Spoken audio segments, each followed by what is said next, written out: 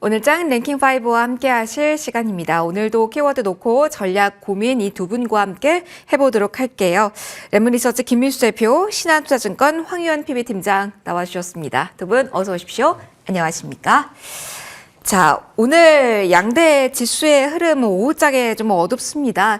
이 어두운 구간의 돌파구가 될 수 있을 만한 키는 어떤 키워드가 쥐고 있는 걸까요? 하나씩 풀어가면서 고민 해결 해보도록 하겠습니다. 일단 뉴스의 무게감으로 봤을 때 오늘 가장 궁금하실 AI 필두로 해서 반도체 이야기를 해볼까 합니다. 오라클은 또 한 번 시장에 충격을 안긴 상황입니다. 그런 가운데 시간외에서의 흐름을 본다면 마이크론의 실적, 호실적이었습니다. 가이던스도 좋았고요. 그런 만큼 오전에는 SK 하이닉스가 자리를 잡아가는 그 흐름에 빨간불 많이 켜는 모습에 기대를 거셨을 것 같은데 현재는 약간의 물음표가 붙어 있는 상황입니다. 그래서 이 탑2의 흐름부터 놓고 이야기를 좀 시작을 해보죠. 자, 김민수 대표님께 먼저 좀 질문을 좀 드려보겠습니다. 일단 오늘 호재와 악재가 혼재된 가운데서 반도체 흐름은 진행 중인 건데 어느 쪽에 영향을 더 많이 받는다라고 봐야 돼요? AI 거품론 이어지는데도 선전이라는 식으로 지금 대표님 봐야 되는 건지 아니면은 마이크론에 호재가 있기 때문에 하이닉스 중심으로는 그래도 빨간불이 나오고 버틴다라고 봐야 되는 건지 정리 먼저 해주실까요? 당연히 악재가 먼저죠. 악재가 먼저다. 네, 지금 같은 시장 분위기에서는 악재가 솔직히 호재도 악재로 반영하는데요. 뭐 오늘 보니까 뭐 두산도 뭐 그런 것 같고 아무튼 맞아요. 이런 상황들인데 이제 중요한 거는 그게 그때 시장 분위기. 특히 미국 시장의 가장 큰 화두가 아무래도 지금 펀드들도 다 현금이 없다 이런 쪽으로 나오고 있고 거기다가 레버리지 청산하고 있고 지금 다음 주 가게 되면 뭐 산타 없고요. 예, 없어요. 그냥 뭐 그런 분 잘 모르겠고요. 이건 지금 그냥 거의 클로징되는 분위기가 거의 높다 보니까 이런 상황 쪽에서 나오는 변화 기대하던 수급이 없다는 쪽에서 일단 어떻게든 작은 뉴스 가지고 끌어내리려고 하는 분위기인데 솔직히 오라클 같은 경우도 그래요. 이게 악재냐라고 봤을 때가 데이터 센터를 계획을 해서 지어가는 과정 쪽에서 나오는 얘기가 조금이라도 그러니까 지연도 용납을 안 합니다, 지금. 왜냐면은 제가 텀을 지금 그러면 바로 한 1년 뒤에 바로 수익 나오는 걸 기대하고 있었어. 근데 그게 아니라 여러 가지 사정에 의해서 한 1년 더 뒤로 미루겠습니다.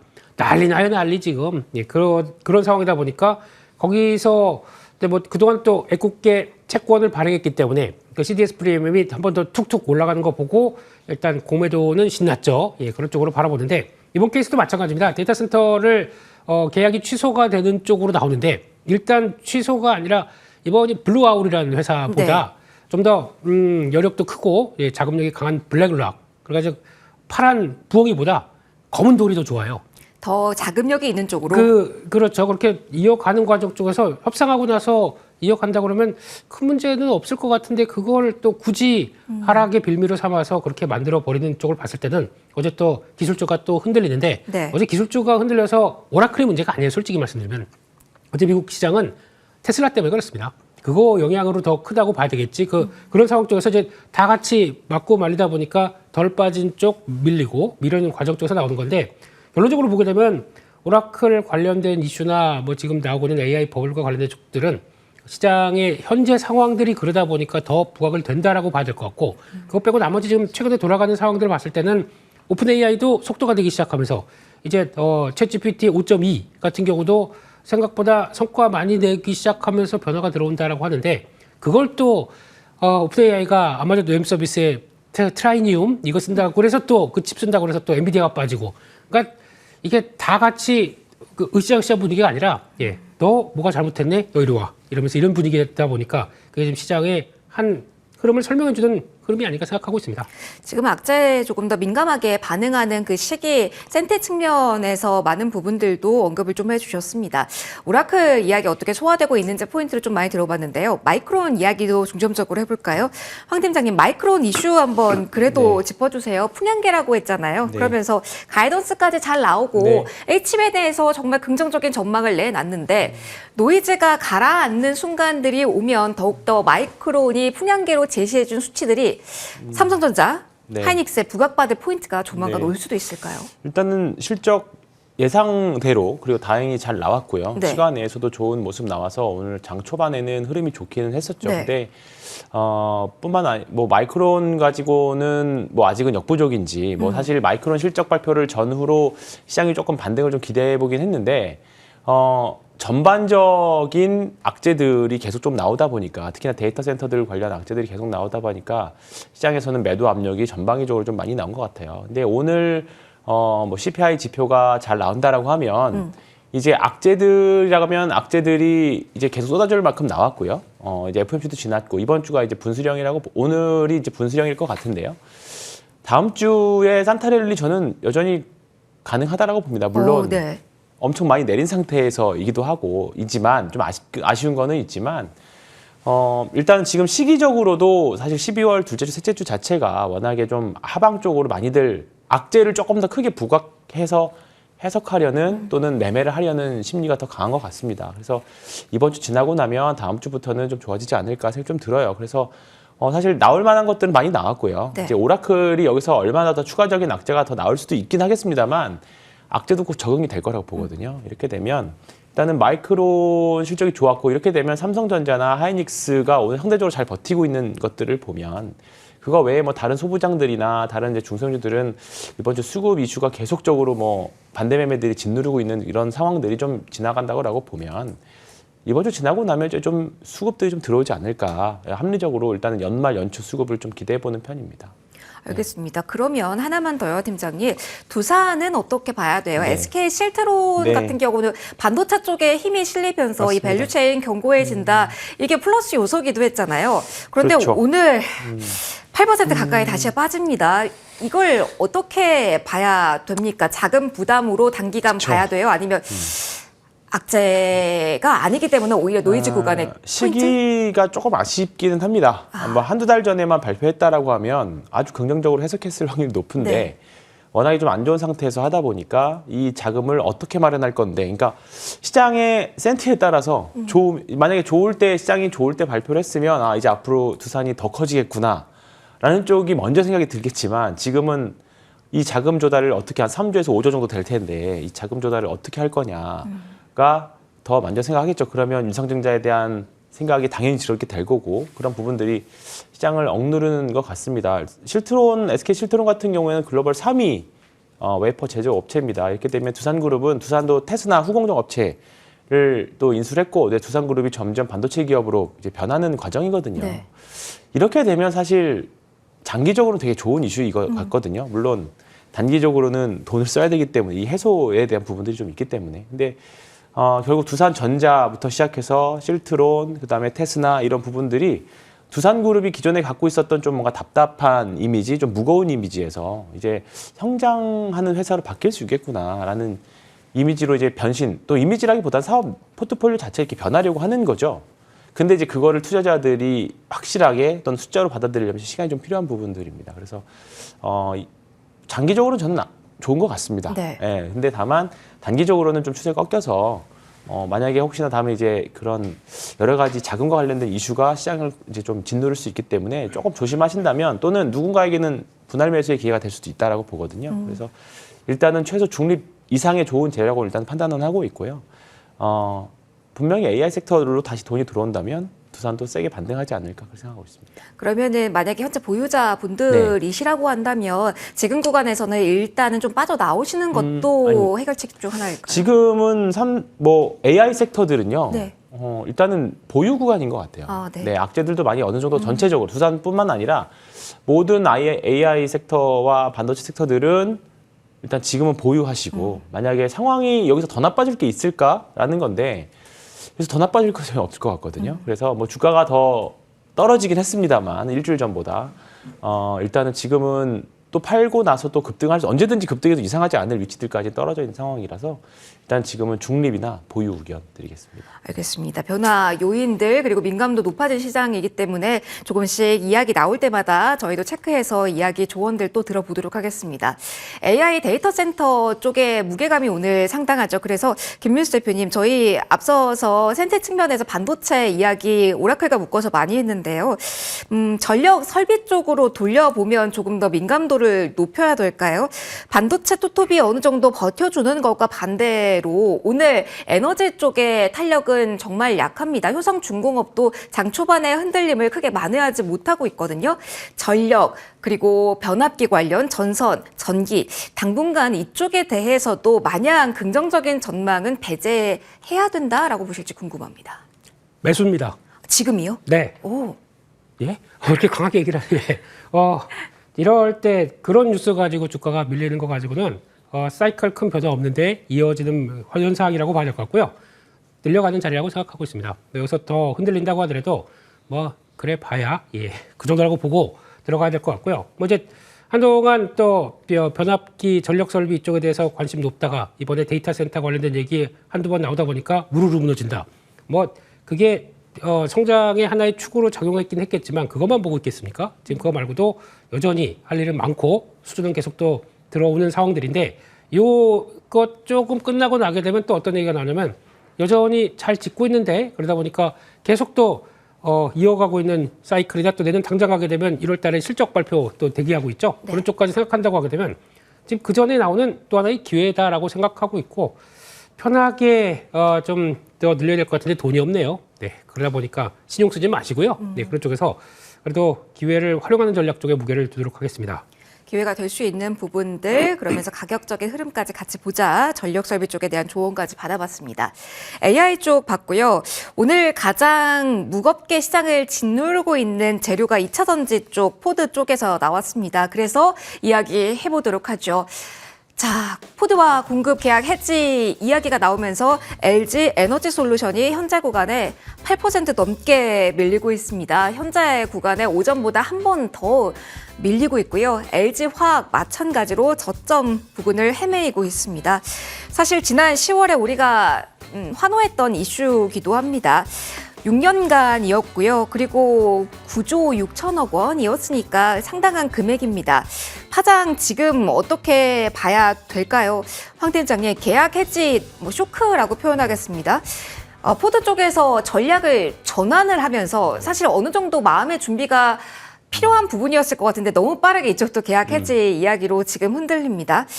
이걸 6년간이었기 때문에 어떻게 지금 구간에서는 2차 전지 쪽에서 이것과 연관돼서 실적 개선하시고 들어가신 분들은 대응책을 짜시면서 방향을 설정하셔야 될까요, 팀장님? 네, 그리고 뭐 포드 계약 해지도 계약 해지지만 어제 이번 주에 이제 유럽에서 친환경차 내연차를 이제 2020 원래 35년까지만 다니기로 네, 했었잖아요. 맞아요. 근데 그 부분에 대한 이제 철폐 뉴스도 좀 같이 나오면서 2차 전지 섹터에 대한 센티가 굉장히 좀 빠르게 식어버린 것 같습니다. 근데 사실 최근에 특히 올 하반기에 2차 전지 주식이 올라갔던 이유가 사실 ESS 향으로 봤었잖아요. 네.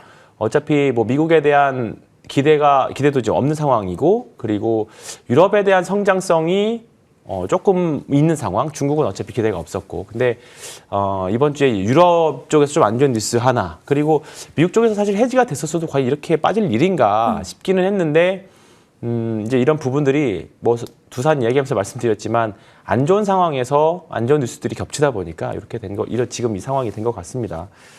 일단은 2차 전지는 계속 ESS 향을 좀 봐야 될 것 같아요. 이렇게 네. 되면 이제 다음 분기 실적까지는 2차 전지 섹터들이 이제 1월 말 2월 초까지는 이제 4분기 실적에서 세부 항목들을 이제 되게 중요하게 된 것 같아요. 이제 2차 전지가 ESS 향 매출 비중이 어느 종목들이 ESS 향으로 더 많이 전환을 빨리 했느냐, 또는 비중이 더 커졌느냐, 이 부분들이 이제 중요해진 것 같습니다. 그래서 일단 지금은 뭐 LG 엔솔도 그렇고요, 삼성 SDI도 그렇고 단기적인 추세들은 일단은 다 안 좋은 상황입니다. 네. 반도체와는 다르게 뭔가 앞으로 향후에 좋아질 만한 이슈를 보려면 뭔가 계속 미국에서 뭔가 나오기가 기다려야 돼요. 뭔가 글로벌 이제 AI가 좋아지면 당연히 ESS로 붙어서 올라갈 수도 있긴 하겠습니다만 일단은 반도체가 먼저 올라가겠죠. 네, 그리고 나서 이제 따라 올라갈 확률이 높기 때문에 보유자분들이라고 하시면 지금 손절을 하실 수 있을까요? 사실 그것도 어려울 것 같아요. 어렵죠. 네, 그것도 어렵기 때문에 손절을 못 하시겠다라고 하면 최소한 그냥 보유하는 정도 똑같이. 네. 분명히 또 사이클 타면 또 분명히 큰 주식부터 올라오긴 할 거거든요. 근데 섣불리 물타기, 여기가 바닥일 거다라는 생각으로 물타기를 하시기보다는 바닥을 확실히 좀 잡고 ESS 향으로 확실히 뭔가가 보인다 또는 반도체 섹터 데이터 센터들 쪽에서 좋은 이슈가 나온다라고 하면 그때 매수해 보시는 게 좋을 것 같습니다. 급하지는 않은 것 같습니다. 알겠습니다. 현실적인 조언 주셨습니다. 이 부분이 가장 궁금하시죠? 김민수 대표님의 의견도 들어보겠습니다. 앞서 황 팀장님께서도 말씀해 주셨지만 최근에 우리가 2차 전지의 강세를 본 거는 뭐 전기차 쪽에서의 데이터가 나오기 때문은 아니라 ES 쪽에서의 모멘텀 여기에 대한 기대감이긴 했었습니다. 근데 오늘 나온 악재는 전기차 쪽이긴 하거든요. 오늘 하락에 대해서 대표님의 시선으로는 어떻게 분석하시고 방향을 제시해 주실까요? 매수입니다.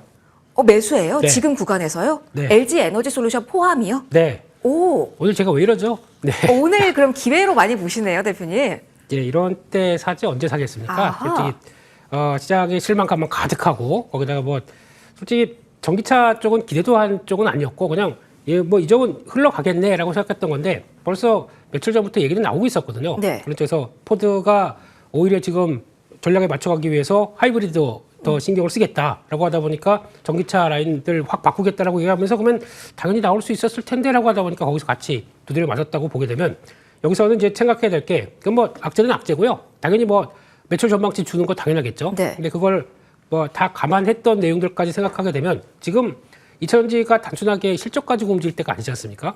그렇게 되면 일단 탄산리튬 관련된 쪽도 앨범을 보세요. 미국의 주가 안 빠지고 버티고 있습니다. 그게 중국에서 얘기했던 게 내년도 탄산리튬 2배 갈 수 있다. 가장 핵심적인 축이 ESS다라고 얘기를 했기 때문에 그에 따른 보강들은 그쪽에서 먼저 나올 것이다라고 보게 되면 당장의 실적의 어떤 변화보다는 ESS 성장을 더 무게를 둔다라고 보는 게 더 맞다고 봐야 될 것 같고요. 게다가 또 요즘 또 핫한 쪽들 우주항공 관련주에 왜 LG에너지 솔루션이 들어가 있을까요? 그것도 한번 잘 생각해 보셔야 될 것 같고 네. 앞으로 로봇은 전 세계에 2050년대 가면 65억 대가 돌아다닌다고 합니다. 앵커님 2대, 저 하나만 빌려주세요. 그러면 이렇게 세팅해가지고 저 하나 데리고 다니고, 그러면서 65억 대가 다닙니다. 많이 그렇게, 다니네요. 네. 그럼 그 친구들이 뒤에 다 뭐 하나씩 달고 다니겠죠? 2차전지겠죠? 이런 쪽으로 나오게 되면은 밸류를 또 성장 밸류를 조금만 굳혀야 되게 되면 끌어올 수 있는 것도 있다라는 쪽으로 봤을 때 그냥 이런 때 조금 늘려보자 그렇게 말씀드리겠습니다. 그러면은 조금만 좀 압축을 해주세요. 지금 이 중에서도 매수에 나서고 비중을 확대해도 좋은 쪽이라고 한다면 탄산 리튬 가격에 좀 민감도가 높은 쪽 그리고 다른 쪽보다 ESS 비중이 높은 쪽일까요? 추가로 또 어느 쪽에 대한 키워드를 확인하고 매수에 시청자분들은 들어가셔야 될까요? 네, 이제 구체적으로 들어오시네요. 그냥 네. 이거 빨리 넘어가려고 너무 그랬더니. 궁금해가지고. 네. 그냥 가격 맞는 쪽들 낙폭 큰 쪽 중에서 낙폭 큰 쪽. 중요한 지지권 들어갔다. 그러면 들어가신 게 맞을 것 같은데 그 중에서 LG에너지 솔루션도 이제 가장 대표 이 종목 안 움직이게 되면 당연히 움직이겠습니까? 그러다 보니까 그런 쪽으로 보시는 게 좋을 것 같고요. 그런 관점에서 뭐 최근에 움직였던 뭐 전고체 쪽들은 아직은 아닌 것 같고 네. 조금 더 밀려야 될 것 같고 그러다 보니까 또 ESS 양극재 쪽에서 LNF 정도도 이 정도 가격은 뭐 나쁘지 않을 것 같고 그렇게 보시면 좋을 것 같고요. 그나마 삼성 SDI 쪽은 그나마 조금 좀 나은 분위기가 나옵니다. 지금 종목들 보니까. 네, 그렇다고 하더라도 그런 차원에서 포스코 퓨처엠도 지지권 바로 들어오는 모습들이네요. 그러다 보니까 그런 쪽에서 일단 조금씩 늘려가는 게 좋겠다 그렇게 말씀드리겠습니다. 그러니까 오늘은 가격적인 구간 그리고 지지가 되는지 이 부분 포인트로 보자라는 점 강조를 한 번 더 해주신 겁니다. 이차전지 이야기 좀 품어봤습니다. 다음으로 여기도 오늘 이슈가 많이 되고 있어서 궁금합니다. 제약바이오 이야기를 해보도록 하겠습니다. 생물보안법 시행 임박 연내 시행될까요? 그러면서 국내 대형 제약사 그러면서 CDMO라는 키워드에 한 번 더 탄력이 붙게 될까요? 삼성바이오로직스는 장 초반 대비로 좀 잠잠하긴 한데 오늘 에피솔딩스의 초강세가 또 돋보이는 오후입니다. 현재 구간에서 4.8% 계속해서 고점 영역을 녹호하고 있는 상황이거든요. 사실 삼성 에피솔딩스를 신약 쪽으로 많이 보시고 CDMO로 묶지 않는 시선도 있기는 한데 어떻게 보실지 궁금합니다. 황 팀장님, 제가 헤드라인으로 언급한 재료는 생물보안법입니다. 일단은 대형사에 대한 수급 유입, 반사이익에 대한 기대감을 조금 더 가져갈 수 있는 자료일까요? 특히 삼성 에피솔딩스가 계속 고점 노크가 나와서 이 부분까지 많이 궁금하실 것 같아요. 생물보안법은 이미 작년에 나왔던 재료이기는 해요. 네. 그리고 작년에 통과가 막판에 안 돼서 다시 또 연장이 된 거고 사실 올 연말에도 통과가 될지는 또 미지수이기는 합니다. 만약에 통과가 되면 이제 미국에 있는 쉽게 말해서 중국에 있는 뭐 우시 바이오로직스 같은 중국 이제 CDMO 기업들이 이제 미국에서 철수를 해야 되고요. 그러면 이제 그 부분을 채울 수 있는 게 사실 한국 바이오 회사들밖에 없기 때문에 그 수혜를 이제 우리나라가 가져간다. 이 논리입니다. 근데 다만 이 부분은 예를 들어서 그 우시 바이오로직스가 있는 지역구 국회의원들은 당연히 반대를 할 수밖에 없겠죠. 거기서 일자리들이 많이 빠지는 거고 당연히 그 주의 경제 상황에도 안 좋아질 거기 때문에 이런 부분들은 아마 고려를 해가지고 아마 결정이 될 겁니다. 쉽지는 않을 거라고 보고 있고요. 만약에 된다면 이제 사실 이것에 대한 기대감으로 최근에 ST팜이라던가 셀트리온이라던가 삼성바이오로직스가 올랐죠. 근데 오늘 보면 셀트리온도 빠져요. 네. 그렇기 때문에 또 삼성 바이오로직스가 또 올라가는 건 아니어서 에피스홀딩스 정도만 또 올라가는 거기 때문에 오늘은 생물보안법 이슈가 이쪽 섹터에 CDMO 섹터에 온전히 반영된다라고 보기는 좀 어려울 것 같습니다. 지금 최근에 제약바이오의 특징을 좀 보면 새로 상장된 최근 한 1, 2년 안에 상장된 바이오들은 굉장히 셉니다. 예. 근데 뭐 알테오젠을 비롯한 뭐 리가킴이나 이런 종목들을 보면 나름대로 그 올해 라이센스 아웃도 했고 그다음에 연말 연초 기대까지 다 있는 정통 뭐 이제 앞으로 우리나라 바이오의 역사를 새로 쓸 바이오텍들은 오히려 약한 모습이에요. 이런 부분을 전체적으로 고려를 해봤을 때 그냥 제 생각인데 새로운 바이오들은 아마 대주주 양도소득세 영향이 좀 덜할 거라고 봅니다. 새로운 주주들이 많이 없을 거기 때문에. 근데 이제 큰 종목들은 묵직한 종목들은 분명히 많이 있을 거라는 거죠. 그렇기 때문에 앞서 내용과 전 비슷합니다. 이번 주 내내 다음 주쯤 되면 이 바이오 섹터의 수급적인 센티는 저는 또 극적으로 개선될 확률이 매우 높다라고 봅니다. 사실 AI 섹터 빠진다고 해서 피해를 볼 만한 이슈는 사실 없죠. 없고 그다음에 연말 연초에 대한 그리고 바이오 섹터에 대한 기대감들은 굉장히 많이 있는 상황인데 그렇다고 악재가 그동안 터졌느냐 최근 2, 3주 동안 사실 그것도 없거든요. 근데 주식만 줄줄줄 밀리고 있어요. 근데 오늘 뭐 최근에 상장한 AMD 바이오라던가 알지노믹스 오늘 상장한 알지노믹스라던가 에피스홀딩스라던가 이런 굵직한 바이오들이 들어오면서 수급이 굉장히 많이 분산됐다라는 생각이 좀 많이 들어요. 그래서 이번 주 지나고 나면 자연스럽게 수급 리밸런싱 마무리되면 뭐 이번 주일지 다음 주일지 모르겠습니다만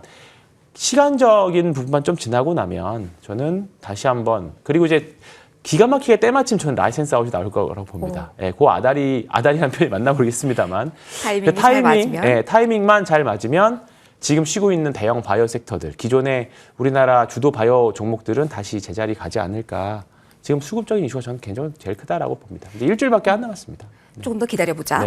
그러면 팀장님 짧게만요. 오가노이드 쪽도 봐주세요. 이게 올 상반기에 신규 상장주입니다. 오가노이드 사이언스도 역시 1년이 채 되지 않은 신규 상장주이긴 한데 오늘 미국 상원에서 현대합법 3.0 통과 소식도 나오기도 했습니다. 오가노이드의 대장주 종목이 그래서 장 초반에는 뭐 두 자리 때까지 VR 걸리면서 강세가 나오기도 했거든요.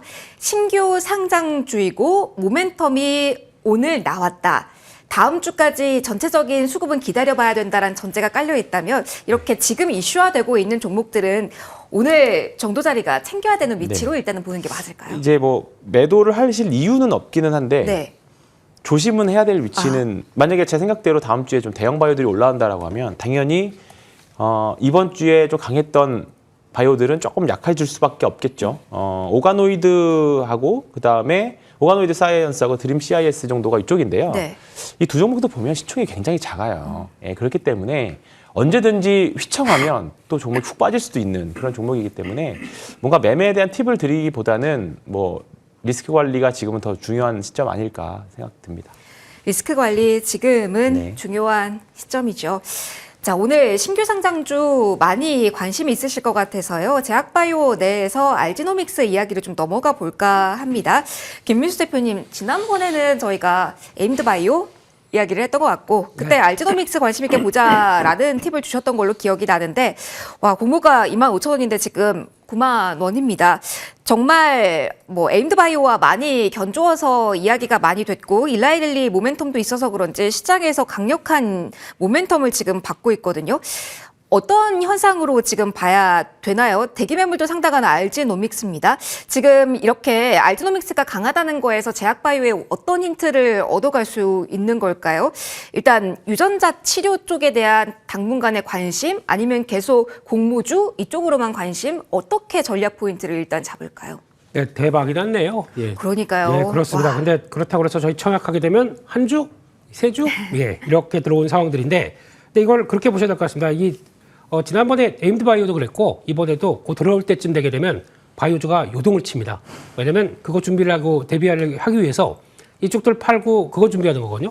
혹시나 저거 매매하기 좀 비중을 갖춰놓기 위해서 그렇게 하다 보니까 이런 결과가 나왔다고 봐야 될 것 같고요. 그러다 보니까 요거 이제 막 또 그다음 내일도 뭐 갭 차서 강하게 들어가겠죠. 했는데 지금 시총이 2조가 안 됩니다. 네. 근데 지금 1조 9천억 정도 라이센싱 아웃했던 회사치고는 시총이 그렇게 비싸지가 않죠. 그러니까 단기간은 그쪽으로 계속 몰립니다.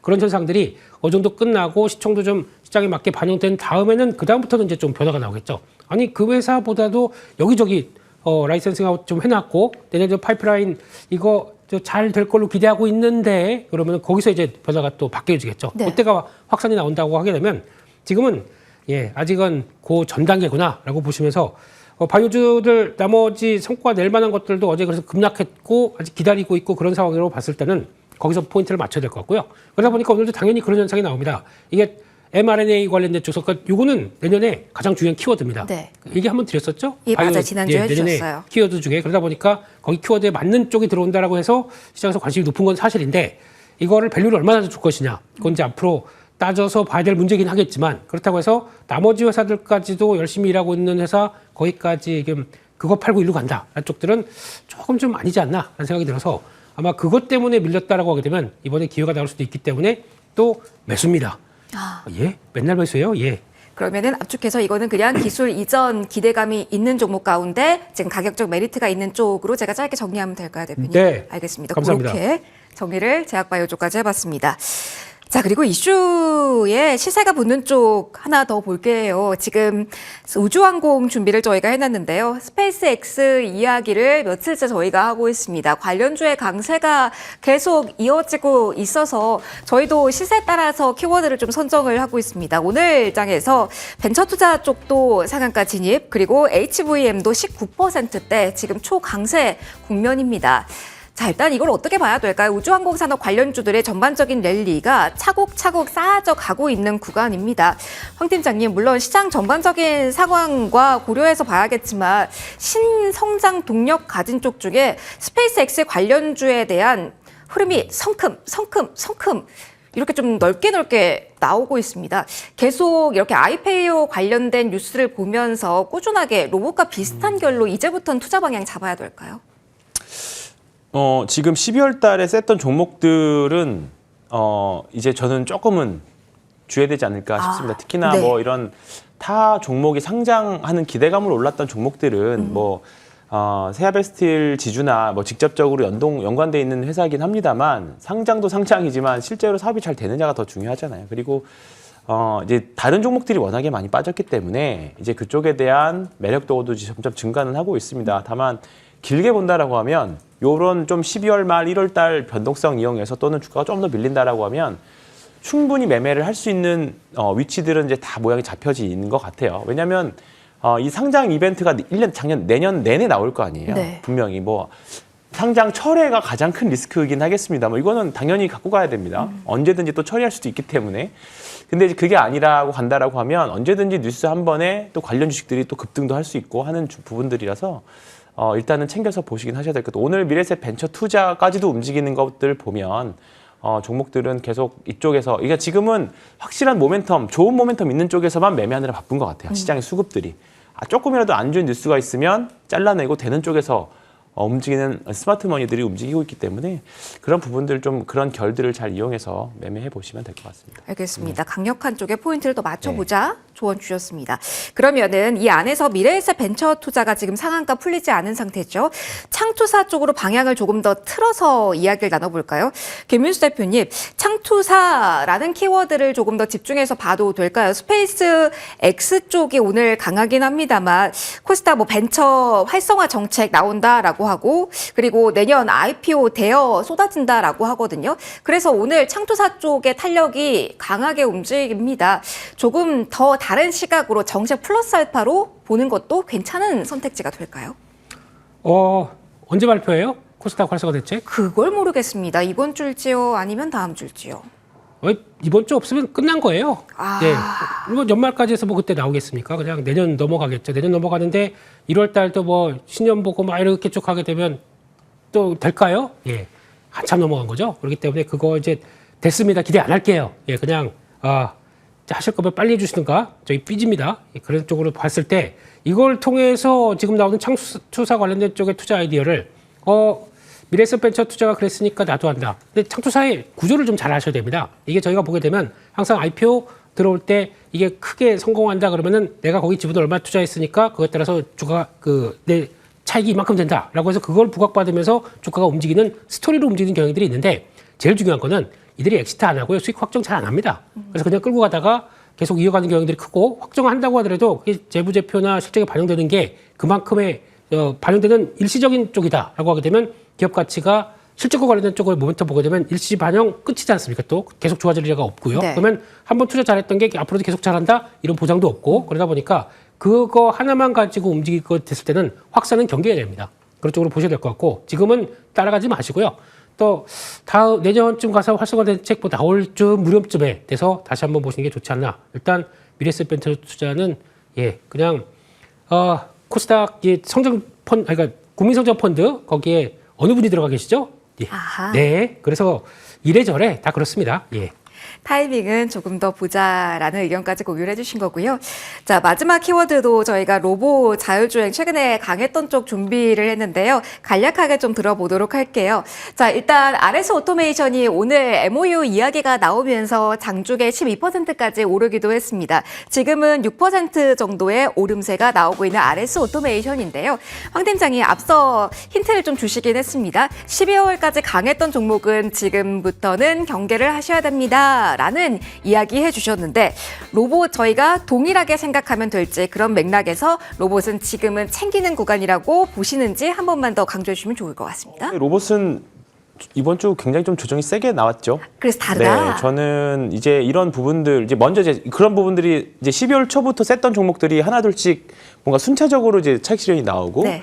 이번 주 나온 종목들이 있고 이제 이번 주에 또 올라간 종목들이 있었잖아요. 그럼 다음 주 되면 이번 주 올라갔던 종목들이 내려오고 이번 주 쉬었던 종목들이 올라가는 그런 이제 이런 게 어떻게 보면 이제 스윙 관점의 순환매일 수 있거든요. 이제 그런 관점이라고 봅니다. 근데 일단은 그래서 밸류가 비싸고 안 비싸고를 떠나서 지금은 단기의 바닥에서 얼마큼 올랐느냐 이런 부분은 절대적인 부분을 아마 더 많이 보실 거라고 봅니다. 시장이 좋을 때는 주가가 바닥에서 뭐 2배, 3배 올랐어도 아직도 싸다라는 걸로 밀어붙일 수 있지만 지금 구간에서는 일단은 단기적으로 많이 올랐으면 차익 실현에 대한 부담이 있을 수 있겠네라는 흐름이 나오는 거라고 봅니다. 그래서 일단은 이번 주까지가 올해 장이라고 보고요. 네. 저는 다음 주부터는 내년 장이라고 보거든요. 그래서 이제 다음 주부터 본격적인 장이라고 보는데 지금 로봇 주식들은요. 뭐 지금 테슬라가 어젯밤에 좀 밀리긴 했습니다만 테슬라는 이제 거의 로봇 회사로 이제 바뀌는 거잖아요. 우주항공하고 그러면 지금 GPU니 TPU니 뭐 오라클 데이터 센터니 이런 부분들의 잡음들은 있지만 가는 피지컬 AI로 가는 방향성은 이것만큼은 명확한 거거든요. 이제 그런 부분에 대한 실현이 내년에는 될 거라서 올해 하반기에 로봇 주식들이 다 우르르 움직였다라고 하면 내년에는 조금 더 실적 개선이 눈에 띄는 종목들 위주로 움직이지 않을까 싶습니다. 그래서 로봇 관련 섹터들은 잘 한번 공부해 보시면 모르면 뭐 ETF 안에 있는 종목들 살펴보시면 되거든요. 이제 그쪽에서 잘 살펴보시면 저는 내년에도 여전히 로봇은 기회가 있다 그렇게 생각하고 있습니다. 팀장님과 월요일과 이 부분 추가로 또 이야기를 내년장 느낌으로 다음 주 보신다고 했으니까 해볼 수 있을 것 같네요. 자, 자율주행 하나만 더 보고 마무리할 수 있을 것 같습니다. 김민수 대표님. 네. 테슬라가 좀 많이 간밤에 하락을 했어요. 자율주행 과장 광고 판결을 좀 받기도 해서요. 그 영향으로 프론티어 필두로 오늘장에서 자율주행 종목군들 소프트웨어 쪽에 하락폭이 크다라고 봐야 되는 걸까요? 쉼표일까요? 아니면 마침표일까요? 오늘장에서의 하락 자율주행 쪽 분석해 주신다면요. 또 매수입니다 할 줄 알았죠? 네. 아닙니다. 아, 이건 아니에요? 예. 한 번만 더 쉬면 매수입니다. 아, 지금까지는 아니다. 네. 왜냐하면은 이쪽이 테슬라를 저희가 보던 거는 말이 안 되고요. 저희는 지금까지 현대차를 바라보고 있었습니다. 현대차 쪽과 연결시킬 부분들을 더 찾고 있었기 때문에 그렇게 되면은 현대차가 일단 지금 보여줄 수 있는 게 구체적인 계획들이 CS 2026에서 조금 뭐 3단계 전략에 대해서 얘기를 한다고 그랬지 않습니까? 그렇게 되면 그때부터 우리 현대차도 테슬라와 견줄 정도로 나올 수 있는 부분들이 있겠다라는 쪽에서 지금까지는 구글의 웨이모만 보고 있었는데 그게 아니라 하나의 또 중요한 자리를 차지하겠다라고 하게 되면 그때 또 반응이 나올 수가 있겠죠. 그래서 차라리 지금은 밀리는 게 좋습니다. 갖고 계신 분들은 죄송하지만 예, 매매를 하는 측면 쪽에서는 조금 차익 매물이 나와서 흔들려 줘야 다시 한번 매매를 할 수 있는 자리가 들어올 것 같습니다. 그런 쪽에서 봤을 때는 오히려 또 성장주의 또 한 축이잖아요. 네. 그렇기 때문에 템포 쉴 때 노려보자는 쪽에서 일단은 현대모터에버 계속 또 흔들릴 때 보시는 게 좋겠다 그렇게 말씀드리겠습니다. 알겠습니다. 기준점까지 설정해 주셨습니다. 오늘장 랭킹5 여기서 마무리 짓도록 하겠습니다. 두 분과의 시간이었습니다. 김민수 대표, 황희훈 팀장이었습니다. 고맙습니다.